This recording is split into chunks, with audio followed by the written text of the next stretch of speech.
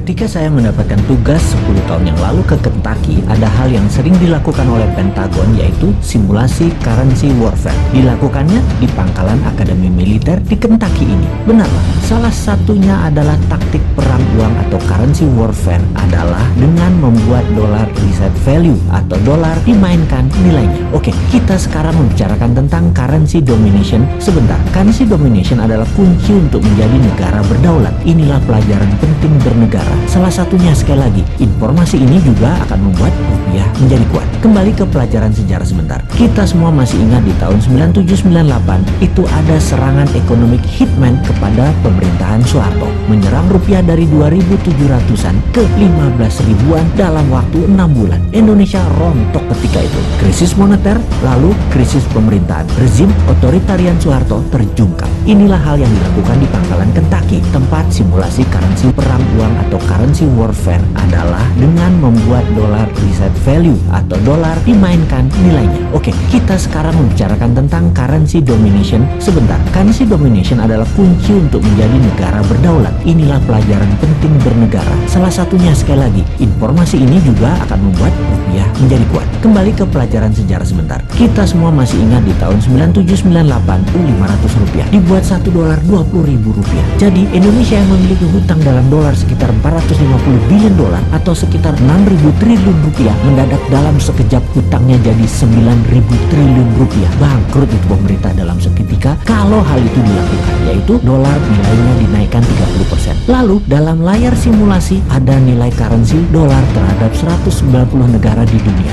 Dilihat apa yang terjadi. Bagaimana dengan negara Singapura, bagaimana dengan Jepang, bagaimana dengan negara Eropa, bagaimana dengan Tiongkok, dan lain sebagainya. Menariknya, ketika dolar dinaikkan 30%, Tiongkok tidak rubuh. Cadangan devisa mereka, walau ada dolar, namun gold di Tiongkok kuat dan banyak. Juga yuan dipakai di beberapa negara mitra mereka, membuat Tiongkok kuat. Simulasi kedua, nilai dolar dijatuhkan 50%. Ekspor barang Indonesia dalam dolar jadi hancur. Indonesia rubuh juga. Dalam bahasa Lemhanasnya adalah fail state. Dan hebatnya lagi, Tiongkok tidak rubuh ketika dolar dilemahkan 50%. Simulasi berikutnya yaitu dolar di-cut 80% alias tinggal 20%. Ternyata Tiongkok juga tidak lumpuh. Pokoknya di harga dolar berapapun Tiongkok kuat, bahkan Amerika yang rugi. Menariknya, Indonesia di level turun 20% sudah paria. Di level 30% atau 40% bahkan lumpuh negaranya. Dan di level 50% fail state, negara gagal. Dan benar deh, dibawa ke harga dolar menjadi 18.000 aja dalam seketika. Ambiar pemerintah Indonesia. Sekedar mengingatkan, yang rubuh pemerintahnya ya, bukan negaranya loh ya. Oke, itu adalah salah satu di antara banyak informasi di Kentucky. Apalagi oleh-oleh dari Kentucky, pangkalan dan akademi militernya keren abis. Tempat latihan fisiknya, latihan baris berbarisnya, latihan jungle survivalnya, pelatih-pelatihnya world class semua. Dan ketika summer, anak-anak remaja digojol di summer camp, dibuat kekinian pusat pendidikannya. Suara musik, bernyanyi, api unggun, sharing, kegiatan olahraga, hobi, semua berubah menjadi tempat yang seru bagi anak remaja dengan disiplin militer yang tinggi. Masuk pendaftarannya bahkan ngantri sampai berbulan-bulan. Dibatasi kepesertaan anggota demi hasil maksimum. Sungguh pengalaman di Kentucky tersebut saya akan bawa ke